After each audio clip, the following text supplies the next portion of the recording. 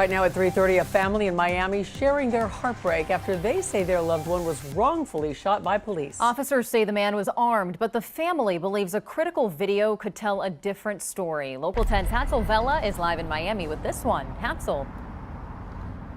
Eden, Antoine Cooper was supposed to turn 35 next month. The family today is claiming it was a sergeant here at Miami PD who shot and killed him. Shot him at close range in the head. He deserved to go to jail for 35 years. My son would have been 35 next month. He took my son's life. He's a murderer. He murdered my son. So much pain from an angry mother who feels police wrongfully shot and killed her son, Antoine Cooper. The pain is unbearable, man. I can't describe the pain. I'm so distraught over the idea that they killed him like that. I've cried. I woke up at night, can't go back to sleep. It happened back on March 8th near the intersection of Northwest 71st Street and 12th Avenue, right by Northwestern High School. On that day, the police chief told us this. The officers became aware that one of the individuals in the vehicle was armed. A struggle ensued. One of the officers discharged his firearm. But the family's attorney says that's not the whole story. In fact, they have seen unreleased video from a police body-worn camera they say shows something drastically different and painful to this family. He shot him in the head in close range. He shot him in the head in close range with another officer right there. Mr. Cooper was not holding a weapon. Mr. Cooper was not attacking an officer. And that sergeant used lethal force. Cooper's attorney says it all started with a traffic stop. Cooper didn't have his driver's license, only an ID, as well as possible confusion over the car's registration. Then it escalated. Today, the chief says the meeting with Cooper's family was incredibly emotional for Assistant Chief Sharice Goss and myself. The loss of life is tragic under any circumstances, and the Miami PD holds the sanctity of life at the center of all we do. At this point, the police department here in Miami has not released the name of the sergeant. They have not told us if he remains on the job. Also, we wanted to know about what's happening with the investigation. They say they continue to work with the Florida Department of Law Enforcement and will continue to cooperate. By the way, the family says they will file a civil rights lawsuit next week. Louis Aguirre introduces us to a dynamic young woman who's creating a movement, picking up one piece of trash at a time. Hey guys, it's Arena. So I just wanted to show you much trash there is in the woods right here. As you can see, there's bags and a bunch of bottles. It's crazy. Irina Zirkova is sick and tired of people trashing her backyard of Sunny Isles Beach. I started noticing that there's a lot of trash here. So in August of 2020, this now 18-year-old senior at NSU University School took action. So I decided to come to Sunny Isles Beach and start cleaning up myself. At first, Irina would invite a small group of friends to join her, but the moment she launched her Instagram account, Sunny Isles Beach Cleanup, a veritable eco-army began to grow. A lot of people started showing up, and you could tell that from 5 people that were only a group of my friends became 30 and 40 people. You know, we're a coastal city, a coastal state. We especially have more of a responsibility to protect the ocean and the whole planet, you know. Irina and her volunteers come out once, sometimes even twice a week. They clean a 10-block stretch of beach from 160th Street all the way to 170th Street. That's a big stretch of beach. Here's the thing, no matter how much beach they clean up, there's always more trash to pick up the following week. Styrofoam plate, water bottles, beer bottle. There's a lot of trash right there, and there's a trash can right there, and right there, It's kind of crazy, isn't it? Some people come to the beach and think that leaving their empty bottle won't do anything, but it does, and it has a big effect. Last April, Irina's efforts got the attention of the Sunny Isles City Commission. She appeared virtually at a commission meeting to encourage the city to do more to address the growing litter problem on their beach. Commissioners took notice. We really, want to show citizen engagement and resident involvement in something, this problem, which really is, again, the beach is our greatest asset. So really a kudos to Irina for that. Thank you. Irina is advocating the city adopt a teen green club so that more kids will become engaged in the mission and receive community service hours. But for regular volunteers like Luca Donaire, this isn't about class credit. They're fighting to protect their future. Oh, one day I want a future that this is no longer necessary, where the beaches are clean and the environment is just recovered. That too is Irina's vision. In just 15 months, she's hosted 65 cleanups and collected over 2,500 pounds of trash. Every thing you do matters, to be honest, and every piece you pick up matters as well. Which is why she's determined to grow this mission even more. I do believe when you're making, a difference, and when people watch you doing a good thing, it influences them to do the same. At the end of the day, this is our earth. We have to do everything we can to protect it. And Irina's Eco Army continues to grow. More and more volunteers show up every week. If you'd like to join the mission or find out more about Sunny Isles Beach Cleanup, we have all that info on local10.com. Just look for the Don't Trash Our Treasure section. In the newsroom, I'm Louis Aguirre, Local 10. You'll only see on Local 10 of a community coming together to track down a thief. It all started with a social media post about the crime in Wilton Manors, and soon after, that suspect was caught. Local 10 News reporter Christian De La Rosa live now with this exclusive for us tonight. Christian. Well, just for context, so this happened here at the Wilton Collective, which works with a lot of LGBTQ youth, which is why what happened here probably got a lot of people angry and got them to jump into action. We're an LGBTQ nonprofit in that we work with youth, or LGBTQ friendly youth.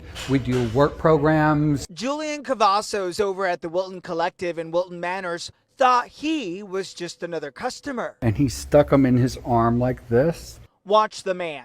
He's acting like he's just browsing, but see him in front of the jewelry display and check him out picking up a pair of shoes. A surveillance camera recorded him exiting the back door. Something did not seem right, so I went back, and that's when I started checking the cameras. Here he is, that I know of. He stole a John Hardy ring, and he stole a pair of shoes. And I did something I've never done before. Cavazos took to social media, where the news took off. There were so many people that jumped into action. People were taking pictures of him. He went to a restaurant. There are pictures of him sitting at a restaurant having a cocktail. People started sending me where he was at all the way up until he got to his final destination where the police finally picked him up. People jumped into action, and that's our community. I've known this for a long time. I've always said I live in the best community in South Florida. So the man is suspected of having stolen several hundreds of dollars in items. We're standing by to get an update from the Wilton Manors Police Department as to whether or not this man may be connected to other crimes in the area. Of course, we'll keep you posted here on air and on my social media at C. De La Rosa WPLG. We're live in Wilton Manors. I'm Christian De La Rosa. Local Exclusive tonight, a local nonprofit is honoring fallen Hollywood police officer Yandy Chirino in a unique way. Bullets for Life takes bullets off the streets and turns them into jewelry. Local 10's Bridget Matter joins us live from Hollywood with the details. Bridget. Well, it's just so incredible what this woman does. She takes bullets, breaks them down, and makes them into jewelry. Today, she made a very special bracelet to honor Yandy Chirino. In an instant, one bullet can end a life. Gun violence killed more than 20,000 Americans in 2020 alone. And just last month, Hollywood police officer Yandy Chirino died in the line of duty. The 28-year-old was gunned down during a burglary call. Men and women in uniform across the country mourned his loss, including this man, an Opa-locka police officer who never met Officer Chirino. He's photographed here donating a bullet to the local organization Bullets for Life. This is a .40 caliber bullet that was donated over the weekend from a police officer in Opa-locka. Susan Kennedy, through her organization, destroys bullets, turning them into bracelets. This one will honor Officer Chirino. We are going to destroy this bullet in honor of you, Yandy, Officer Yandy. 1, 2, 3, no more. See the gunpowder falls into this tray right here. So we have the bullet, the casing. Tiger eye blue beads. The blue beads representative of the thin blue line. Now we're going to put the bullet on there. Bullets for Life was founded in 2016, already collecting more than 10,000 bullets nationwide. All right, so these are all lives that's being saved, including some to honor fallen officers. These officers are human beings too. they're putting their life out there. Now this bracelet will be worn around the wrist of that Opa-locka police officer to honor Officer Chirino and a way to remember his selfless sacrifice. And for every Yandy bracelet that is purchased, one will be donated to the officers' family members. If you would like to help this organization, you can find out how to do so linked under this story on local10.com. For now, we're live in Hollywood. Bridget Matter, Local 10. And this was definitely the place to be tonight. A lot of star-studded power here performing here in Miami Gardens, thousands flocking out, and it surely did not disappoint. Give it up for the one and only Mike Miller. Thousands flocking to Hard Rock Stadium for the return of the annual Jazz in the Gardens Music Festival. Oh, it's swaggy. You look at the sneakers, you already know what flavor I'm gonna come out if I'm wearing something like this. Not only were the performers excited, people in attendance overjoyed. Be out here today on my birthday and it's all starting over again. I'm very excited. Day one of the music festival kicking off Saturday with big names like the Isley Brothers and Mary J. Blige.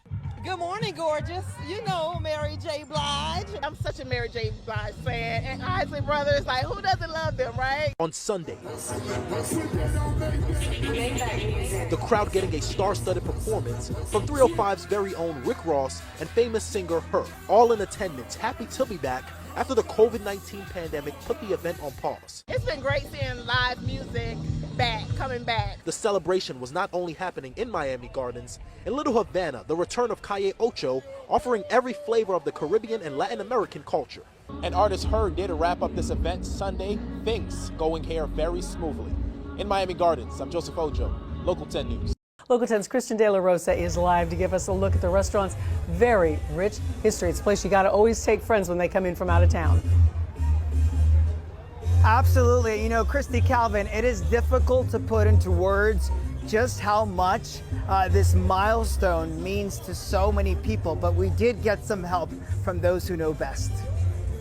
The sounds and the smells, las croquetas and los pastelitos. It's amazing, and for me more than anything is that I'm able to celebrate it with my grandfather who's still here with us, and being able to see him get to the 50 really for me is amazing. Versailles is now 5 decades old, or should we say young. They should know. Teenagers. The teenager table. We got a seat at their table. They who've been coming to Versailles for a long time. Like 45 years ago. How long have you been coming to Versailles and sitting at this table? 30 años, 30 years. 30 años, 30 years. It's where they've witnessed history. He's dead! The death of Fidel Castro, the saga of Elian Gonzalez, and his return to Cuba still makes Susana Shelton upset to this day. My mother brought him to the United States for him to be free, and then we're going to let them take it back. What keeps you coming back here? It's like a social place for us.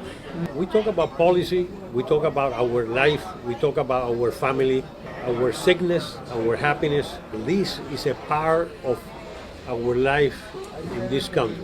We remember, you know, what we did in Cuba, what we had, and this is what we have left, you know. This is like a second home for us, you know. And of course, El Cafecito keeps bringing them back too. Cheers to that. Another 50 years. Another 50. I don't know that many, but as many as we can.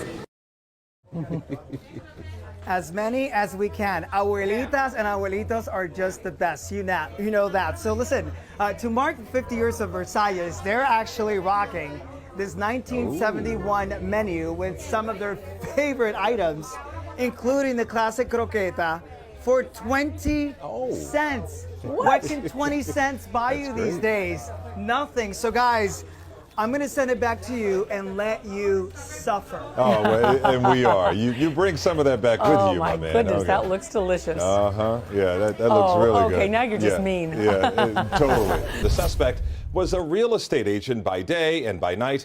Police say he was an alleged killer. Local 10's Janine Stan with us live now with the details for us. Janine. This 25-year-old suspect got his real estate license, according to records, in 2018 and had no prior criminal history, at least not that we could find. At last check, he was still here at the Miami Police Department being investigated. Homeless individuals, for apparent no reason, have been brutally targeted. Police announcing they have this man in custody, 25-year-old Willie Suarez Maceo, a licensed South Florida real estate agent who boasts expertise in the stock market, but who detectives are now calling a serial killer whose victims are all homeless. On the eve of Christmas, we have a very dangerous person off of the streets now. On Tuesday night, while still inside his car, police say Maceo shot a homeless man in the head in the 400 block of Southwest 2nd Avenue. Then 2 hours later, opened fire at another homeless man at 21st Street and North Miami Avenue, killing him. Physical evidence on the scene of both crimes quickly were matched by our ballistics experts. Detectives then reportedly spotted a resemblance between Maceo and the man in this flyer, believed to be responsible for the brutal stabbing of yet another homeless victim in October. Video from that night shows a black Charger police think belongs to Maceo. The victim, Manuel Perez, did not survive. There might be other victims out there that have suffered at the hand of this ruthless criminal. And so the interim police chief says that he will face charges of murder and attempted murder for those shootings on Tuesday. As for that incident in October, that is still under investigation and police are asking for your help. The big question, of course, is why would he target these homeless victims? That is still part of the investigation. We're in Miami. I'm Janine Stanwood, Local 10 News. On Local 10 tonight, a group of burglars caught on camera targeting dozens of storage units in Fort Lauderdale. And a critical clue could help detectives track down the thieves. Local 10's Bridget Matter is live with the exclusive. Bridget. Nicole, this video is crystal clear. You'll watch as these suspects rummage through multiple storage units. Tonight, police are still looking for the suspects. Surveillance video shows 4 suspects prying open unit after unit after unit at this Fort Lauderdale storage facility. It happened at the Extra Space Storage on West Broward Boulevard. For hours, the suspects dug through belongings, taking whatever they wanted. Wow, they bought the gear and everything, huh? They were dressed to the nines for it. This woman doesn't want to be identified, says her unit was one of the 47 hit. She lost thousands of dollars worth of sentimental items. I lost around $13,000 of jewelry. The sneakers, the purses that were in there, they can be replaced, but the old stuff that was given to me, there was some coins in there. I can't replace that. According to police, the 4 suspects used crowbars and other tools to break into the units, and this isn't the first time. Back in May, Local 10 told you about more than 30 units at 2 different storage units hit in Lauderhill. We asked police about a possible connection. This time, the crooks spent hours burglarizing the place. While there is video of them leaving, it doesn't show them carrying anything out. And they left the same way they came in. For this victim, she hopes police can nab the suspects quickly and doesn't believe she will get her items back. I have no hope of getting anything back. And you're looking at the security system at this storage facility that caught it all on camera. Police say that the suspects left something behind. They left blood and possible fingerprints. Police hoping this could lead them to the suspects. For now, we're live in Fort Lauderdale. Bridget Matter, Local 10 News.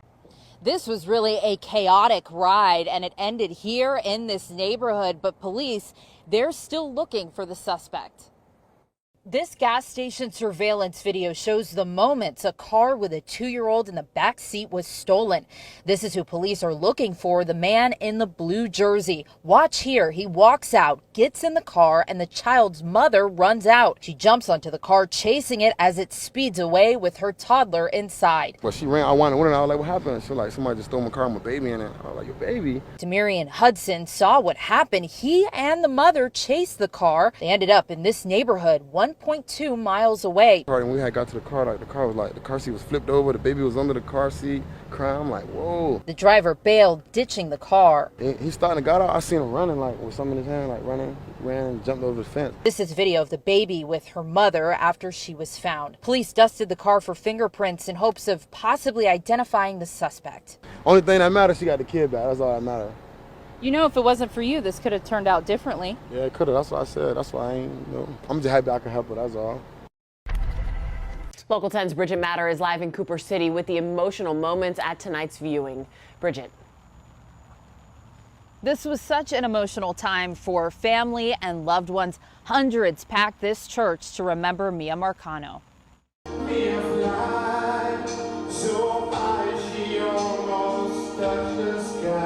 Mia Marcano was remembered by her loved ones as vibrant and full of life. I'm going to miss you every day for the rest of my life. Her memorial, an emotional farewell. One by one, loved ones took to the stage. I'm sorry this happened to me. Even strangers were compelled to speak. She impacted the community and her name is not in vain. And her uncle had harsh words for Mia's killer. He couldn't be a good boy if he had to do what somebody did to Mia. You're not a good boy. Your soul will burn in hell.